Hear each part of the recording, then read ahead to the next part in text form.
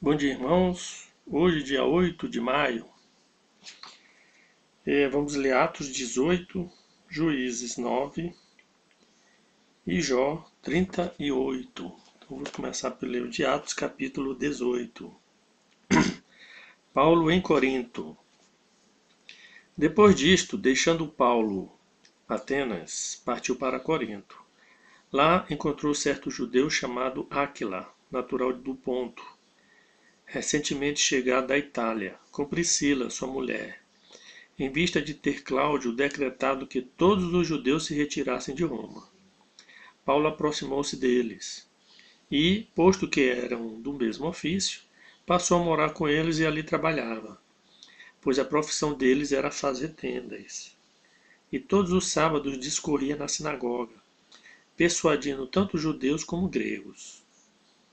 Paulo anuncia Jesus.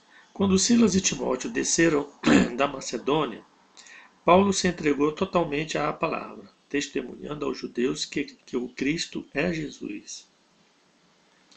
Opondo-se eles e blasfemando, sacudiu Paulo as vestes e disse-lhes: Sobre a vossa cabeça o vosso sangue. Eu dele estou limpo, e, desde agora, vou para os gentios. Saindo dali, entrou na casa de um homem chamado Tício Justo, que era temente a Deus. A casa era contígua à sinagoga. Mas Crispo, o principal da sinagoga, creu no Senhor, com toda a sua casa. Também muitos dos coríntios, ouvindo, criam e eram batizados. Teve Paulo durante a noite uma visão em que o Senhor lhe disse: Não temas, pelo contrário, fala e não te cales. Porquanto eu estou contigo, e ninguém ousará fazer-te mal, pois tenho muito povo nesta cidade. E ali permaneceu 1 ano e 6 meses, ensinando entre eles a palavra de Deus. Paulo perante Gálio. Quando, porém, Gálio era procônsul da Acácia, levantaram-se os judeus, concordantemente, contra Paulo e o levaram ao tribunal, dizendo: Este persuade os homens a adorar a Deus por modo contrário à lei. Ia Paulo falar quando Gálio declarou aos judeus: Se fosse, com efeito, alguma injustiça ou crime da maior gravidade, ó judeus, de razão seria atender-vos. Mas se é questão de palavra, de nomes e da vossa lei, tratai disso vós mesmos. Eu não quero ser juiz dessas coisas. E os expulsou do tribunal. Então todos agarraram Sóstenes, o principal da sinagoga, e o espancavam diante do tribunal. Gálio, todavia, não se incomodava com estas coisas. O final da segunda viagem missionária de Paulo. Mas Paulo, havendo permanecido ali ainda muitos dias, por fim, despedindo-se dos irmãos, navegou para a Síria, levando em sua companhia Priscila e Áquila, depois de ter raspado a cabeça em Cenereia, porque tomara voto. Chegados a Éfeso, deixou-os ali. Ele, porém, entrando na sinagoga, pregava aos judeus.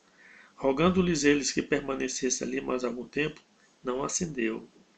Mas despedindo-se, disse: Se Deus quiser, voltarei para vós outros. E embarcando, partiu de Éfeso. Chegando a Cesareia, desembarcou, subindo a Jerusalém. E tendo saudado a igreja, desceu para Antioquia. Havendo passado ali algum tempo, saiu, atravessando sucessivamente a região da Galácia e Frígia, confirmando todos os discípulos. A terceira viagem missionária de Paulo, Apolo em Éfeso. Nesse meio tempo chegou a Éfeso um judeu natural de Alexandria chamado Apolo, homem eloquente e poderoso nas Escrituras. Era ele instruído no caminho do Senhor, e sendo fervoroso de espírito, falava e ensinava com precisão a respeito de Jesus, conhecendo apenas o batismo de João. Ele, pois, começou a falar ousadamente na sinagoga. Ouvindo, porém, Priscila e Áquila, tomaram-no consigo, e com mais exatidão lhe expuseram o caminho de Deus.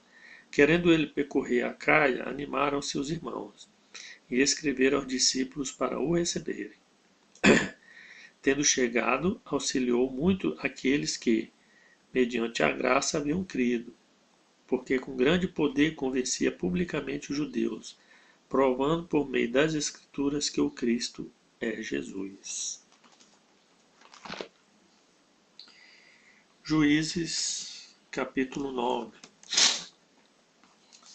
Abimeleque mata os seus irmãos e se declara rei.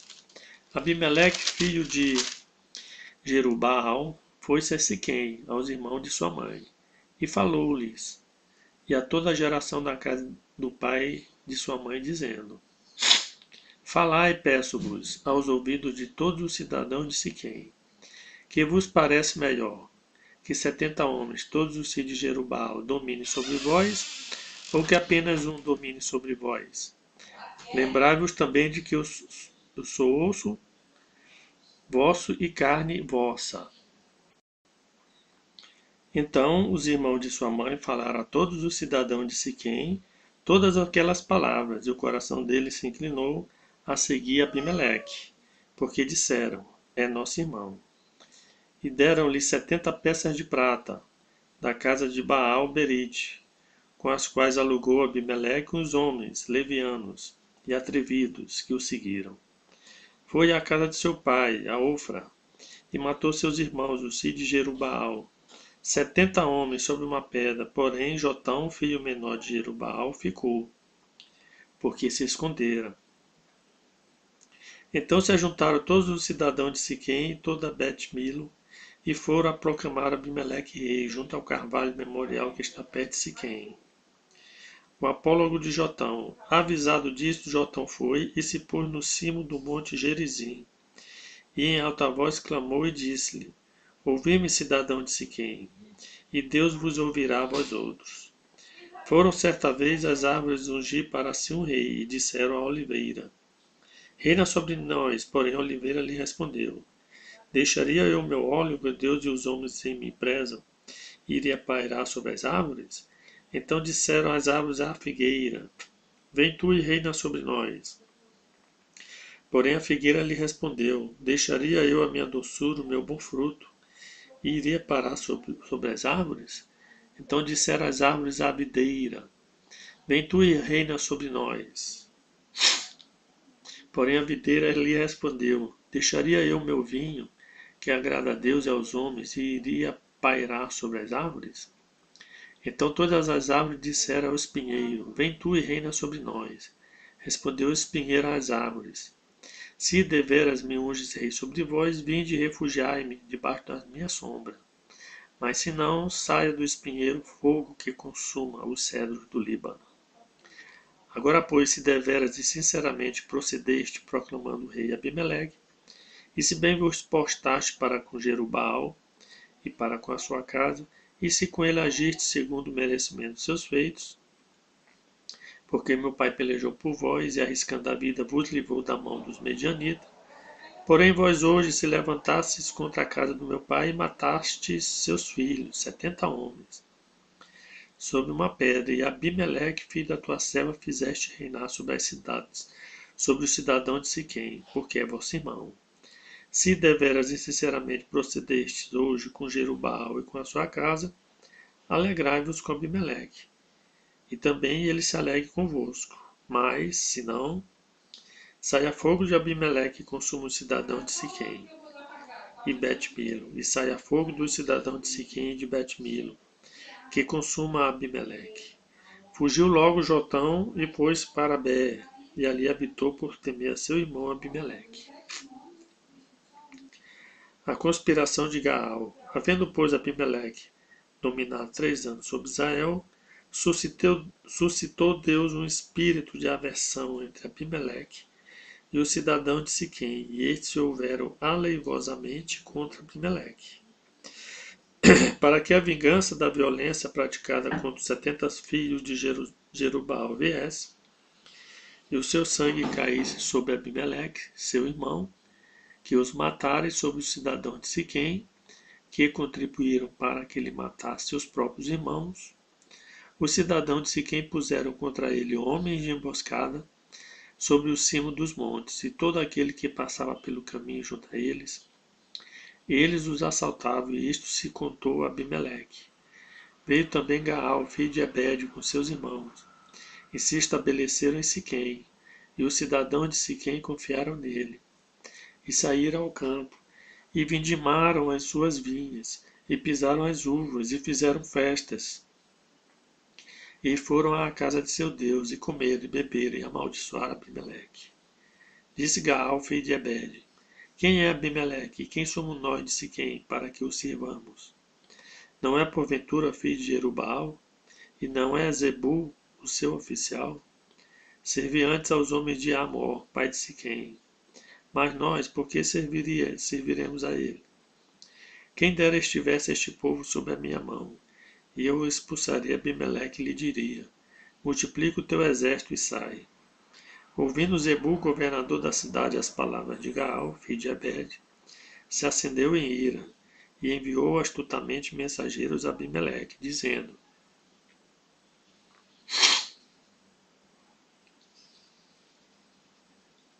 Eis que Gaal, filho de Ebed, e seus irmãos vieram a Siquém, e alvoroçaram a cidade contra ti. Levanta-te, pois, de noite, tu e o povo que tiveres contigo, e ponde-vos de emboscada no campo. Levanta-te pela manhã, ao sair do sol, e dá de golpe sobre a cidade, saindo contra ti, Gaal com a sua gente. Procede com ele como puderes. Abimeleque vence a Gaal e os sequimitas. Levantou-se, pois, de noite Abimeleque e todo o povo que com ele estava, e se puseram de emboscada contra Siquém, em 4 grupos. Gaal, filho de Ebed, saiu e pôs-se à entrada da porta da cidade. Com isto, Abimeleque e todo o povo que com ele estava se levantaram das emboscadas. Vendo Gaal aquele povo, disse a Zebul: Eis que desce gente do cimo dos montes. Zebul, ao contrário, lhe disse: As sombras dos montes vês por homens. Porém Gaal tornou ainda a falar e disse: Eis ali desce gente defronte de nós, e uma tropa vem do caminho, do carvalho e dos adivinhadores. Então lhe disse Zebul: Onde está agora a tua boca com a qual dizia: Quem é Abimeleque para que o sirvamos? Não é este porventura o povo que desprezaste? Sai, pois, e peleja contra ele.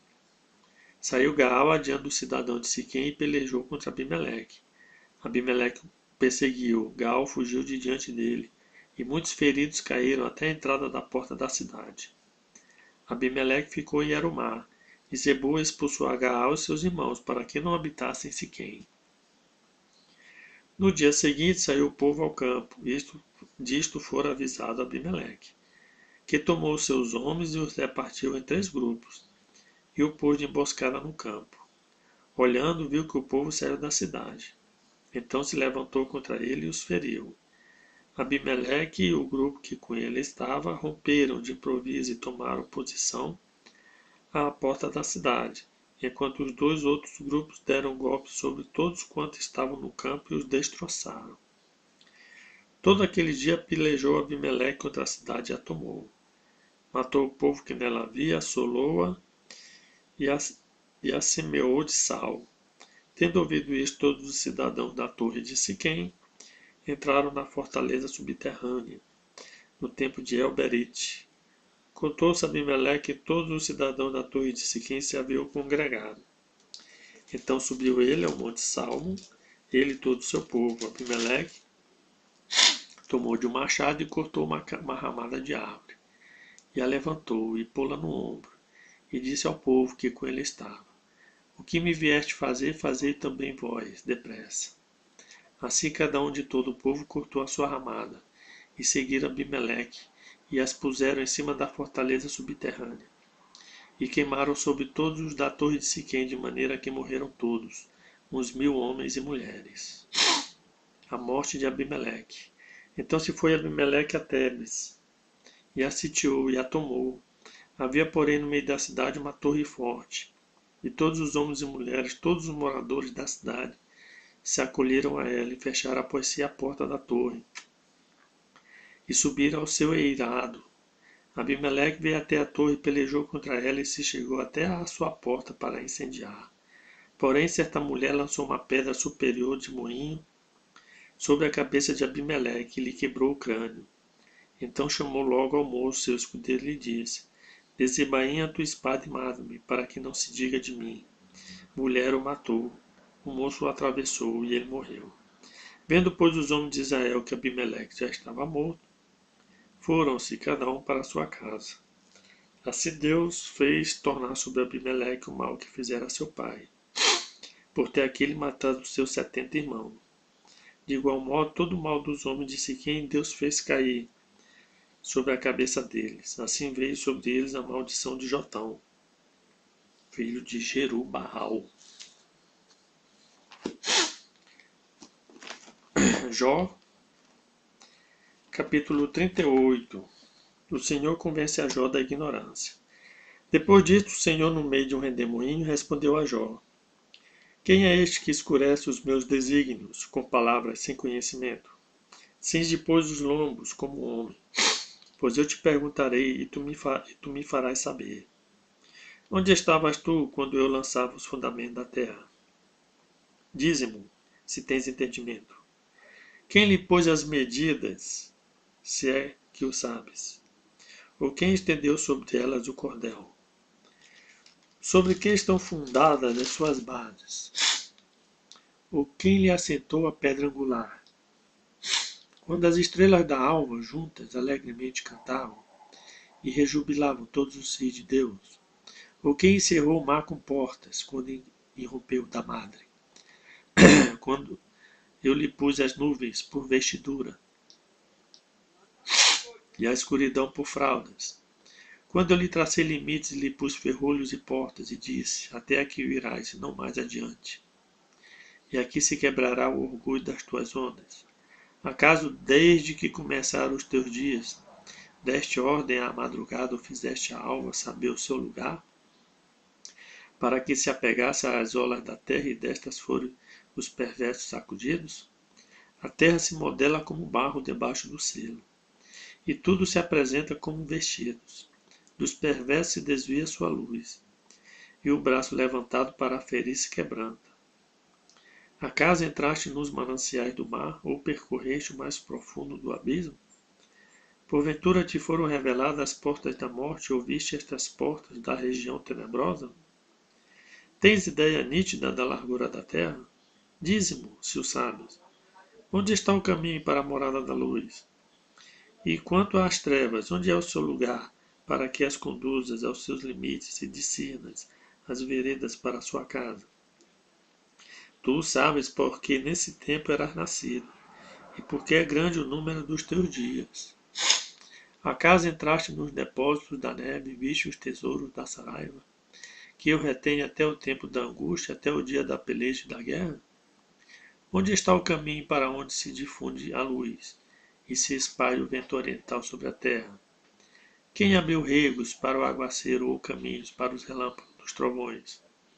Para que se faça chover sobre a terra, onde não há ninguém e no ermo em que não há gente?